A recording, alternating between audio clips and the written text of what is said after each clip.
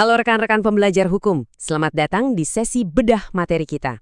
Hari ini, kita bakal membedah sesuatu yang benar-benar jadi pondasi utama dalam sistem hukum kita, yaitu hukum perdata. Tapi tenang, kita nggak bakal cuma ngapalin pasal demi pasal. Kita bakal napak tilas sebuah perjalanan sejarah yang super epic, mulai dari zaman kemegahan Kekaisaran Romawi kuno sampai ke perdebatan intelektual para tokoh hukum di era kemerdekaan Indonesia. Ini adalah kisah tentang pondasi, filosofi, dan gimana sejarah ngebentuk cara kita berinteraksi secara hukum di masa kini. Yuk, langsung aja kita mulai. Nah, ini dia agenda singkat kita. Kita mulai dari ontologi hukum perdata, terus kita mundur ke masa lalu untuk membedah akar Romawi dan era Prancis. Setelah itu kita masuk ke warisan Belanda lewat asas konkordansi, dan pastinya kita bakal bedah tinjauan kritis para ahli hukum kita pasca kemerdekaan. Terakhir, kita tutup dengan referensi dan sebuah refleksi akademik. Oke, kita masuk ke bagian pertama, pengantar ontologi hukum perdata. Di sini kita akan mendefinisikan apa itu ranah privat. Kalau kita bicara esensi ontologis dari hukum perdata atau dalam bahasa aslinya privat recht, ini tuh menarik banget. Kenapa? Karena ini bukan tentang negara menghukum warganya, bukan. Ini murni tentang ranah privat. Jadi ini adalah sekumpulan kaidah hukum yang ngatur hubungan antara saya, Anda, dan subjek hukum lainnya di pergaulan masyarakat sehari-hari. Fokus utamanya kepentingan perseorangan. Jadi bayangin aja, tiap kali Anda tanda tangan kontrak kerja, beli properti, menikah, atau ngurus warisan, Anda tuh sebenarnya lagi hidup dan bernapas di dalam ekosistem privat recht ini. Lanjut ke bagian kedua. Akar Romawi, corpus juris civilis, fondasi kuno dari hukum kita. Coba renungkan rentetan waktu ini. DNA hukum perdata kita tuh nggak tiba-tiba jatuh dari langit pas proklamasi tahun 1945. Perjalanannya panjang banget.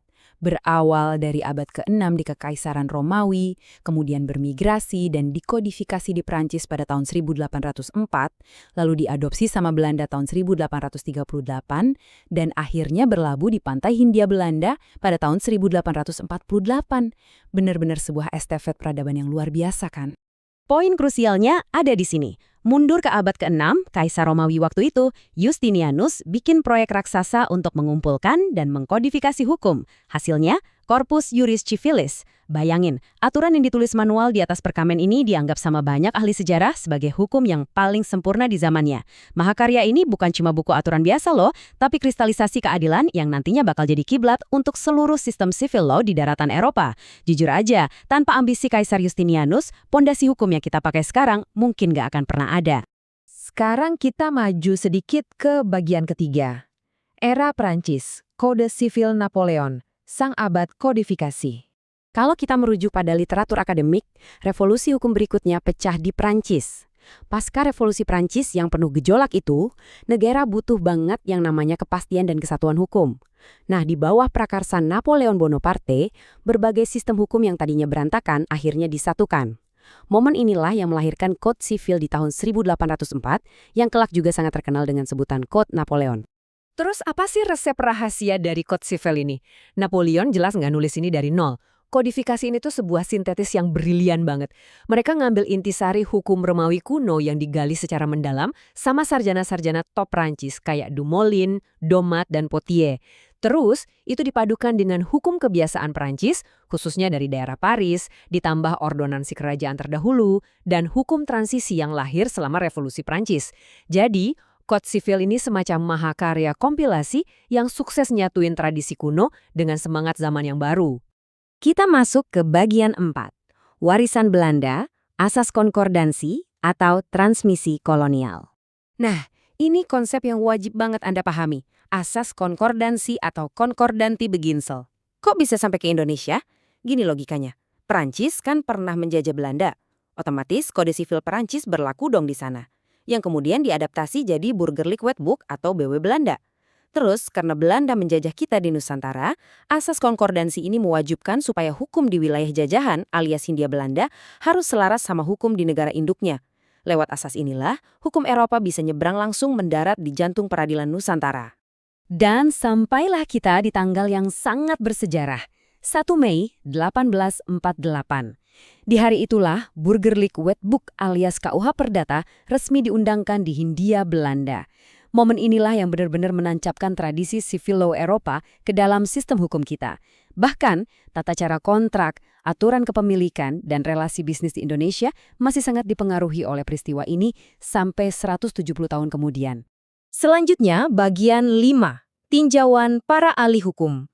Di sini kita akan bahas perdebatan akademik yang seru pasca kemerdekaan. Pasca kemerdekaan, kita dihadapkan sama PR besar. Mau diapain nih hukum warisan kolonial? Disinilah terjadi dialektika luar biasa dari dua tokoh hukum kita. Di satu sisi, Menteri Kehakiman saat itu, Prof. Saharjo, melontarkan ide yang cukup radikal. Kata beliau, BW itu kan produk dengan alam pikiran kolonial yang diskriminatif. Jadi jangan lagi dianggap sebagai undang-undang mutlak atau wetbook. Turunkan aja derajatnya jadi sekedar buku pedoman hukum kebiasaan atau Rechbook. Tapi di sisi lain, Prof. Mahadi punya pandangan beda. Beliau setuju sih kalau kodifikasi utuh BW itu udah usang. Tapi pasal-pasalnya secara individual itu tetap sah mengikat sebagai undang-undang selama nggak bertentangan dengan nafas kemerdekaan kita. Ini benar-benar perdebatan sengit soal gimana kita lepas dari belenggu penjajah tanpa ngerubuhin struktur hukum itu sendiri.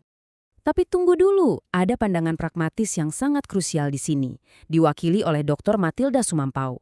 Beliau ngingetin kita soal realitas di lapangan. Kalau KUH Perdata tiba-tiba cuma dianggap sebagai hukum kebiasaan yang bisa dikesampingkan kapan aja sama hakim, wah bahaya banget. Kita bakal ngadepin monster terbesar dalam sistem peradilan, kekosongan hukum, dan ketidakpastian hukum. Bayangin aja betapa kacaunya transaksi perdata sehari-hari kalau landasan aturan mainnya udah nggak punya kepastian lagi. Terus, solusinya gimana dong buat menjembatani ini? Para pakar hukum modern kita memilih jalur kebijaksanaan dan adaptasi. Tokoh kayak Wirjono Prodijokoro negesin kalau hukum itu harus hidup, harus bisa adaptasi sama kebutuhan masyarakat Indonesia. Terus Prof. Sudikno Mertokusumo ngasih penekanan kuat banget ke metodologi Reksvinding atau penemuan hukum. Lewat Reksvinding ini, para hakim dikasih ruang buat nafsirin pasal-pasal BW yang umurnya udah ratusan tahun itu biar tetap nyambung sama dinamika era modern saat ini. Dan secara ketatanegaraan, landasan keselamatan kita itu ada di pasal 2 Aturan Peralihan UUD 1945. Pasal ini dengan cerdas mastiin semua peraturan lama masih berlaku selama belum ada yang baru, murni supaya sistem hukum nasional kita nggak lumpuh. Dan akhirnya kita tiba di bagian 6, referensi dan refleksi akademik sebagai kesimpulan bedah materi kita. Sebuah analisis hukum yang tajam pastinya butuh pijakan literatur yang kuat dong. Berikut ini adalah daftar pustaka yang memandu seluruh bedah materi komprehensif kita hari ini.